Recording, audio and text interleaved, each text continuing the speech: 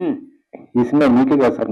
మాకు కూడా మా చిన్నప్పుడు చూసిన సినిమా ఇది. చూస్తుంటే మళ్ళీ ఎంత ఎక్సైట్‌మెంట్ ఉందంటే, కొత్త సినిమా చూసినట్టే అనిపించింది సార్ మాకైతే. ఇందులో మీ డైలాగులు మీరు మొత్తం కూడా మా పరుచూరి గోపాలకృష్ణ గారి డైలాగ్స్ అంటేనే ఒక ఫ్యాన్ బేస్ ఉంటుంది. ఫుల్ ఎంజాయ్ చేసాము. ఇలా ఇక రాజ్‌కోటి గారి మ్యూజిక్ అంటే ఆ మ్యూజిక్ వస్తుంటే అబ్బా!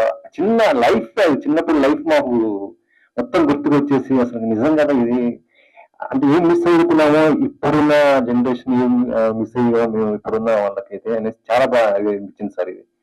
ఇది దాదాపు 90 డేస్ షూట్ చేశారన్నారు కదా! సో ఈ 90 డేస్ దాకా ఏంటంటే బడ్జెట్ ఏ విధంగా ఉంది సార్ అప్పట్లో? ఇది బడ్జెట్ ఏ విధంగా ఉండేది? అంటే అప్పట్లో ఇది 3.5-4 కోట్ల మధ్యలో అయిందండి బడ్జెట్. 3.5-4 crores అంటే ఆ రోజులో హైయెస్ట్ బడ్జెట్ అండి అది. ఎందుకంటే ఆ రోజులో సిమిలర్ స్టేటస్ హీరోస్ కానీ ఈవెన్ చిరంజీవి గారి మిగతా సినిమాలు కానీ చూస్తే 2.5-3 మధ్యలో అయ్యాయి. ఇది ఎందుకు ఎక్కువ అవుతుందంటే ఈ కౌబాయ్ సినిమాకి ఈ సినిమాకి కావాల్సిన ప్రతి సెట్ మేము వేయాలి. ఆల్రెడీ ఉన్న సెట్ మాకు ఉపయోగపడదు. అలాగే మేము వేసిన సెట్ ఇంకొకరికి ఉపయోగపడదు. అది ఎంత ఖర్చు పెట్టేసినా వెంటనే తీసేయాలి సినిమా. తర్వాత 5 స్టేట్లు మళ్ళీ షూట్ చేసాం. కాబట్టి ఇంత ఇది చేసినా కూడా ఏంటంటే పక్కా ప్లానింగ్ తోటి చేయటం వల్ల 96 డే వర్కింగ్ డేస్ అండి దీనికి. సో 3.5-4 మధ్యలో బడ్జెట్ అయిందండి ఆ రోజు. మొత్తం చిరంజీవి గారు మొత్తం చూస్తుంటే గుర్రం మీదే ఎక్కువ జర్నీ. అంటే అది రిస్క్ అనిపించలేదు సార్ అది అసలు. ఆయన వండర్ఫుల్ హార్స్ రైడింగ్ చూస్తే మనకే అసలు ఒళ్ళు వెగురు పొడుస్తుంది. అంత బాగా హార్స్ రైడింగ్ చేస్తారు. ఇప్పుడు రామ్ చరణ్ కూడా ఆ కొదం సింహం చూసిన తర్వాత నేను హార్స్ రైడింగ్ నేర్చుకున్నానని ఒక బయట ఇచ్చారు ఇంతకు ముందు. సైరా ఫంక్షన్ లో ఆయన ఒక సందర్భంలో మాట్లాడుతూ కొదం సింహం ఈజ్ మై ఫేవరెట్ మూవీ. ఆ సినిమా చూసిన తర్వాత నేను హార్స్ రైడింగ్ నేర్చుకున్నాను అనే ఒక ఆ సందర్భంలో ఆయన రామ్ చరణ్ గారు కూడా చెప్పడం జరిగింది. ఇలాంటి సినిమాలు స్టోరీస్ ఏమైనా మళ్ళీ ఏమైనా ఉన్నాయా సార్? అంటే చరణ్ గారికి ఒక కౌబాయ్ లాగా చేసేటటువంటి ఏమన్నా థాట్స్ ఇట్లా? అంటే నాకు తెలిసి ఇవాళ పరిస్థితిలో చాలా కష్టమైనది. ఎందుకంటే ఇవాళ బడ్జెట్లు ఇదే సినిమా ఇవాళ అప్పట్లో 3.5-4 మధ్యలో అయింది. ఇవాళ అయితే ఎంత అవుతో కూడా నా ఊహ కూడా అందట్లేదు. చాలా ఎక్కువ ఖర్చు అయిపోద్దండి ఇవాళ. మరి సార్ కోటి గారు ప్రతి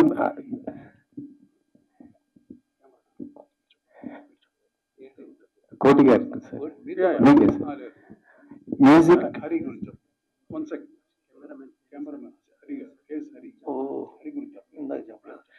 క్షమించాలి, ఇందాక కెమెరామెన్ కేఎస్ హరి గారి గురించి చెప్పలేదు.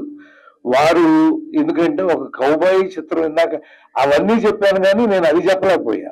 ఒక కెమెరా పనితనం లేకపోతే మిమ్మల్ని ఇక్కడ నుంచి ఎక్కడికో బ్రిటిష్ రూల్ టైంలోకి తీసుకెళ్లిపోవాలి కదండి, ఎక్కడికో తీసుకెళ్లిపోవాలి. అంత తీసుకెళ్లేటువంటి ఒక అద్భుతాన్ని సృష్టించగలిగాడంటే కేఎస్ఆర్ గారికి కూడా అభినందనలు తెలియజేస్తున్నాడు. భాస్కర్ కళ ఆర్ట్ డైరెక్టర్ భాస్కర్ రావు గారు కూడానండి. ఫైట్ మాస్టర్ రాజు గారు కదా, మా రాజు మీకు తెలుసు కదా, ఖైదీ గారి నుంచి మాకు ఆయనతో ఎంతో అనుబంధం. రాజు మాస్టర్ గారు ఫైట్స్, ఇందాక ఫైట్స్ చెప్పాను, ఎడిటింగ్ అన్ని ప్రతి దాంట్లోనూ ఒక చిత్రాన్నండి ఒక ఫ్రేమ్ ఎక్స్ట్రా ఉంటే ఆవిలిస్తారండి, ఒక ఫ్రేమ్ తక్కువ ఉంటే ఎలా చూస్తారండి ఏంటిది అని. కాబట్టి తక్కువ ఎక్కువ కాకుండా సరిగ్గా సమపాలనలో దాన్ని ఎడిట్ చేస్తేనే ఆ సినిమా సూపర్ హిట్ అవుతుంది. అదే సార్, సినిమాగా పాటలు అయితే చాలా ఆకట్టుకోవడంతో పాటు అంతా ఇప్పటికీ మెమరీ అసలు మ్యూజిక్ కానీ. ఈ స్టోరీ మీకు చెప్తున్నప్పుడు అనిపించింది సార్, ఎట్లా ట్యూన్స్ ఇవి ఇవ్వాలి మీకు? స్టోరీ తర్వాత ఫస్ట్ మెగాస్టార్ కి ఏం పాట పడాలి అది మెయిన్ అనమాట. అందుకని ఫస్ట్ స్టార్ మెగాస్టార్ చేసాం. చెప్పం ఆ పాట మేము చేస్తున్నప్పుడే అర్థమైపోయింది చాలా మ్యాసివ్ హిట్ అవుద్ది, మెగాస్టార్ కి ఇలా ఉండిపోతుంది ఈ పాట అని. ఆ తర్వాత ఇంత గుమ్మాయించు కొంచెం లగాయించు కొంచెం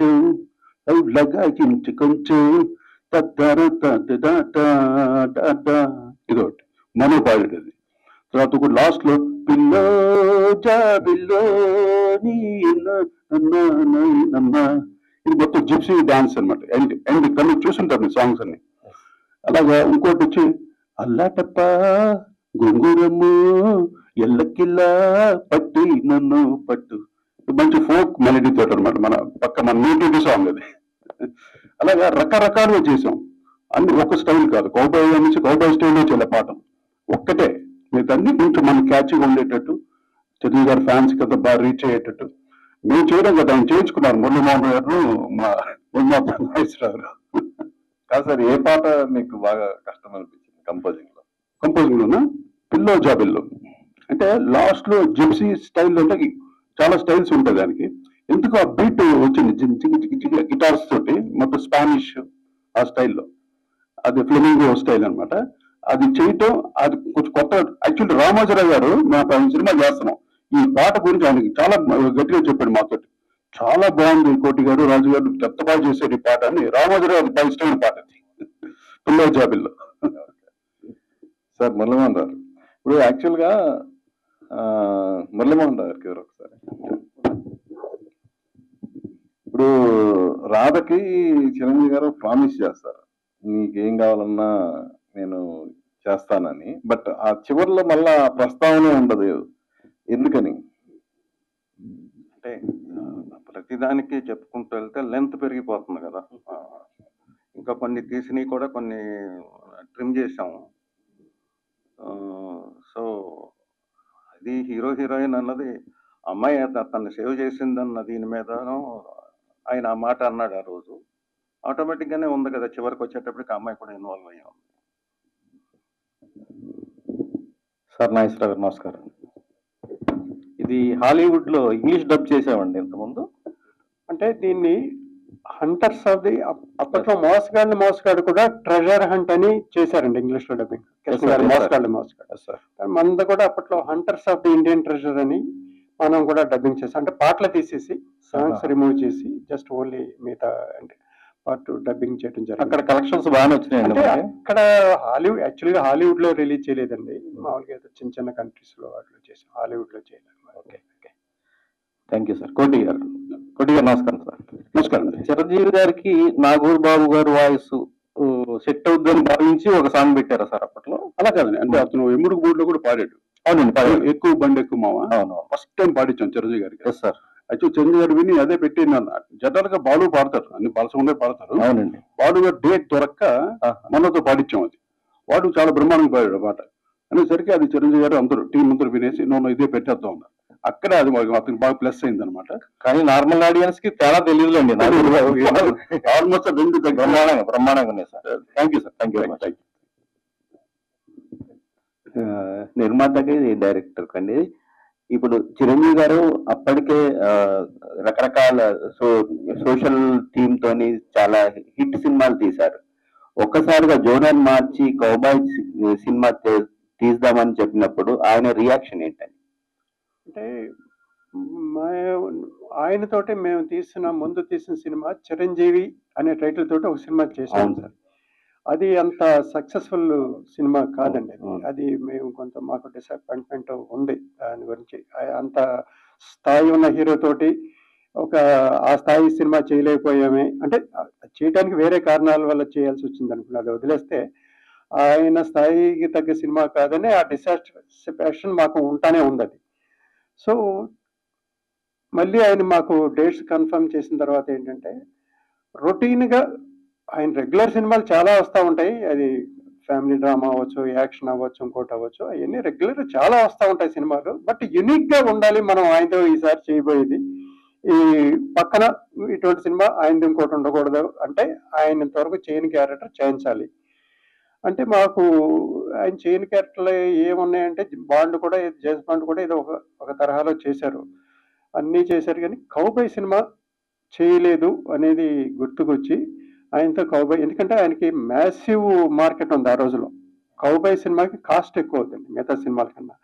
సో ఆయనకున్న మార్కెట్ దృష్ట్యా మనం ఆయనతోటి ఇది ప్రయత్నం చేయొచ్చు అని చెప్పి ఫస్ట్ ఆయన డేట్స్ ఇచ్చిన తర్వాత ఆయన దగ్గరికి స్టోరీ తర్వాత ముందు ఆయన కన్సెంట్ తీసుకోవాలి కదా, అసలు కౌబాయ్ చేయడానికి ఆయన కన్సెంట్ తీసుకున్న తర్వాతే స్టోరీ చేయాలి కదా. ఆయన దగ్గరికి వెళ్ళి సార్ ఈసారి మీరు ఎంతవరకు చేయండి క్యారెక్టర్ చేయాలి, కౌబాయ్ చేద్దాం అనుకుంటున్నామండి అంటే చాలా బాగుంటుంది కౌబాయ్. నాకు కూడా ఎప్పటి నుంచో కౌబాయ్ ఛానల్ ఉంది. కాకపోతే ఒక విషయం చెప్పాను, ఆలోచించుకోండి మీరు అని అన్నారు ఆయన. ఏంటంటే కౌబాయ్ కాస్ట్ ఎక్కువ అవుద్ది, మీకు అంత ప్రాఫిటబుల్ గా ఉండదేమో ఆలోచించుకోమన్నారు. పర్వాలేదండి, మీ ప్రీవియస్ సినిమాలో సినిమా ఆడపోయినా మాకు ప్రాఫిట్స్ బాగా వచ్చినాయి, కానీ సాటిస్ఫాక్షన్ లేదు. కానీ ఈ సినిమాలో ప్రాఫిట్స్ తర్వాత అండి మాకు సాటిస్ఫాక్షన్ కావాలి, మీతో మీ స్థాయికి తగ్గ సినిమా తీసాను, నాకు సాటిస్ఫాక్షన్ కావాలి, అయితే ప్రొసీడ్ అన్నారు. ఇక అక్కడి నుంచి మేము అందరం కలిపి కూర్చుని టీమ్గా స్టోరీ మేకింగ్ లోకి వెళ్ళామండి.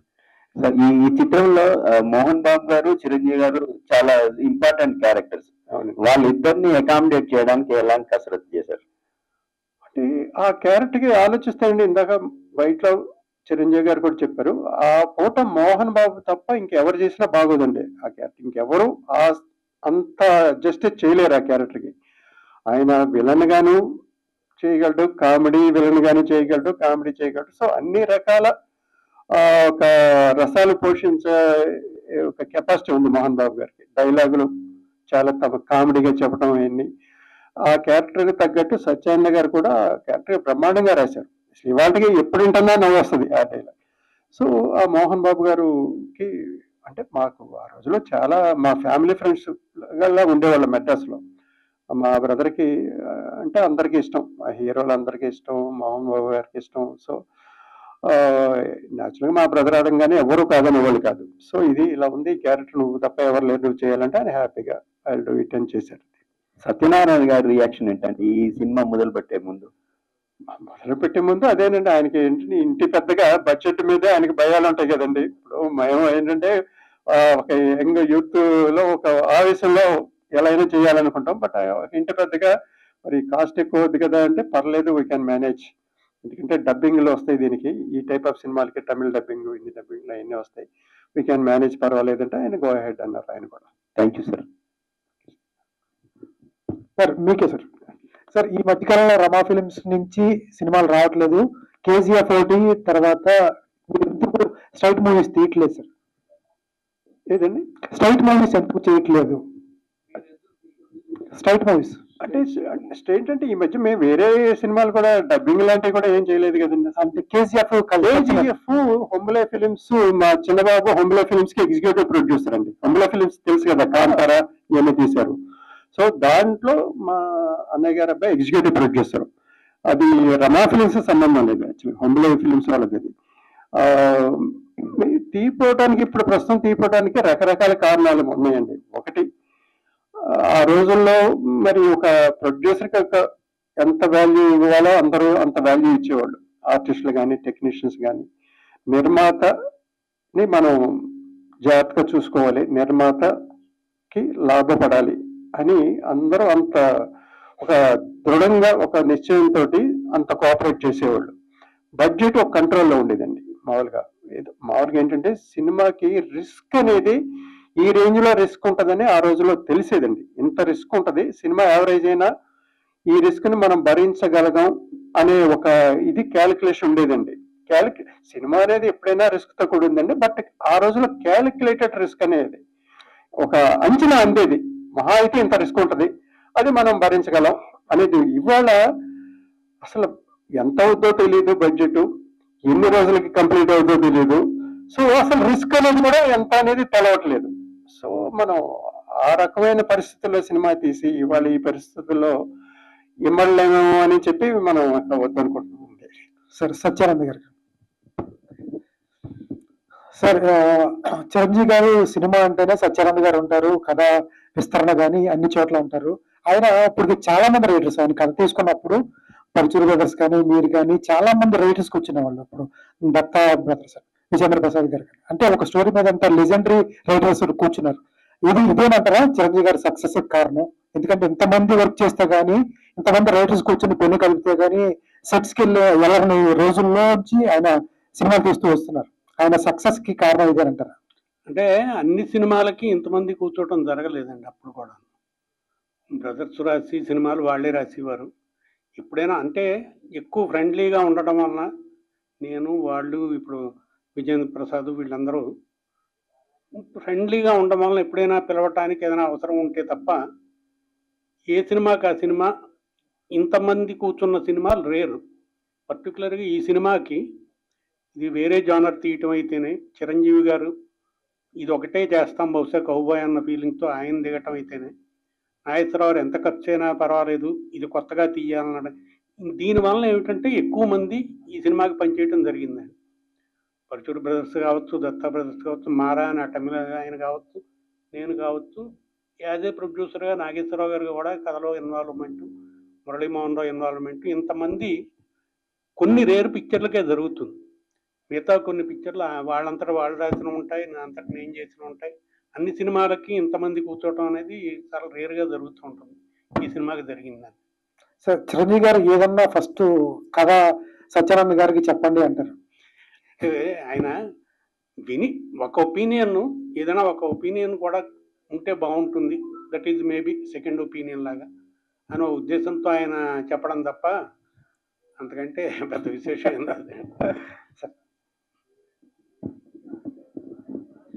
సార్ ఈ కథకి ఏదన్నా ఇన్స్పిరేషన్ ఉందా సార్ పర్టికులర్ ఈ పాయింట్ కానీ? ఎందుకంటే కొన్ని సీన్లలో షార్ట్స్లో అకిరాకు కురోసవా కైండ్ ఆఫ్ షార్ట్స్ కనిపిస్తున్నాయి, లాంగ్ షార్ట్స్. అట్లా ఏదైనా ఇన్స్పిరేషన్ ఉందా ఈ కైండ్ ఆఫ్ కథ పరంగాని మేకింగ్ పరంగాని? అంటే ఈ వెస్టర్న్ కౌబాయ్ ఫిల్మ్స్ అన్ని మనం చాలా చూసాం కదా. ఈ సినిమా స్టార్ట్ చేసే ముందు బోల్డ్ అన్ని చూసాము. అన్నిటినీ లైక్ చేసినవి ఉన్నాయి, మనం చిన్నప్పటి నుంచి చూసినవి ఉన్నాయి. వాటిలో అడాప్ట్ చేసుకోవటం కానీ ఇన్స్పైర్ అవటం కానీ జరుగుతూనే ఉంటాయి.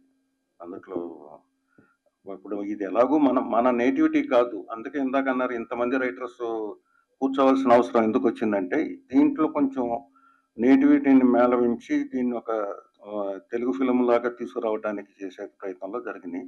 ఇక షార్ట్స్ అంటారా, మనం అద్భుతమైనవి చూసాం, ఎంతో మన వాళ్ళందరూ తీసినవి అని. అట్లా కొంత ఇన్స్పిరేషన్ అనేది ఉంటుంది, అందులో డౌట్ ఏమి. Hi sir, this is Prajavani. Sir cinema చూస్తుంటే ఇప్పుడు కొత్తగా చూస్తున్నట్టే ఉంది, చాలా బాగుంది. నాకైతే 4 ఇష్యూస్ చాలా బాగా నచ్చినాయి. ఏంటంటే అప్పట్లో కౌబాయ్ అంటే కృష్ణ గారు అది ఫిక్స్ అయిపోయింది జనాల మనసులో. ఆ టైంలో చిరంజీవి గారితో చేయించాలనుకోవడం చాలా బాగుంది, అద్భుతమైన idea. And also treasure hunt అంటే ఏదో ఒక ట్రెజర్ తీసుకొచ్చి నెమలి సింహాసనం అండ్ కోహినూరు వజ్రం ఇవి పెట్టడం చాలా బాగుంది. నాకు ఇంకో 2 ఏంటంటే అప్పుడు వాడిన టెక్నాలజీ, ఐ మీన్ ఇప్పుడు హాలీవుడ్ లో వాడుతున్న టెక్నాలజీని అప్పుడే వాడారు అని చెప్పేసి చిరంజీవి గారు చెప్పారు. అది ఎలా సాధ్యమైంది? అంటే ఇప్పుడు ఉన్న చాలా తక్కువ ఎక్విప్మెంట్స్ తో ఉండేది. అప్పుడు వాటిలోనే ఇప్పుడు కెమెరామెన్ కానీ లేకపోతే ఫైట్ మాస్టర్స్ కానీ మనం ఇవన్నీ చూసి నేర్చుకున్నాయే కదా. అప్పుడు ఇవాళ ఉన్న దీనికన్నా ఆ రోజుల్లో చాలా తక్కువ ఉండేది. అయినా కూడా ఆ రోజు మనం చేయగలిగామంటే అందరి సమిష్టి కృషి వలన సాధ్యపడింది. అలాగే బాలీవుడ్ విషయానికి వస్తే, బాలీవుడ్ హీరోయిన్ ఇప్పుడు నటిస్తోంది, రామ్ చరణ్ సరసన నటిస్తోంది అంటే బాలీవుడ్ బామ్మ రామ్ చరణ్ సరసన అని మేము గొప్పగా రాస్తూ ఉంటాం. ఆ రోజుల్లోనే మీరు బాలీవుడ్ నటుని విలన్ గా పెట్టారు అండ్ ఆల్సో మెయిన్ లీడ్ గా పెట్టారు, ఎలా అది కూడా? ప్రాణ్ గారు అంటే నేను ప్రాణ్ గారితో అంతకుముందు పనిచేశాను. సో ఇది అనుకున్నప్పుడు నాగేశ్వరరావు వాళ్ళు వెళ్ళి మాట్లాడి నా పేరు అది చెప్పినాక నేను ఆయనతో చేశాను అని ఆయన నమ్మకంతో వచ్చి చేశాడు. మురళీ గారు sir, this is Uma. Hi sir. Sir ఇప్పుడు 96 days షూట్ చేశారని చెప్పారు. ఇప్పుడు అంత అప్డేట్ కానీ టెక్నాలజీ కానీ అంత అప్పుడు లేదు. సో అంతా అవుట్డోర్లోనే చేశారు, ఎక్కడ చూసినా అడవులు ఇట్లా అంతా కనిపిస్తుంది. సో మీకు మోస్ట్ ఛాలెంజింగ్ అనిపించింది ఏది సార్? అంటే అక్కడ నుంచి చిరంజీవి గారు అక్కడ ఇల్లు తీసుకురావడం కానీ అవన్నీ చూస్తే కనుక చాలా టఫ్గా అనిపించింది మాకు, చూడడానికి అట్లా ఉంది. సో మీరు చేసేటప్పుడు ఆ 96 days మీకు ఏది చేయడానికి ఛాలెంజింగ్ అనిపించింది సార్?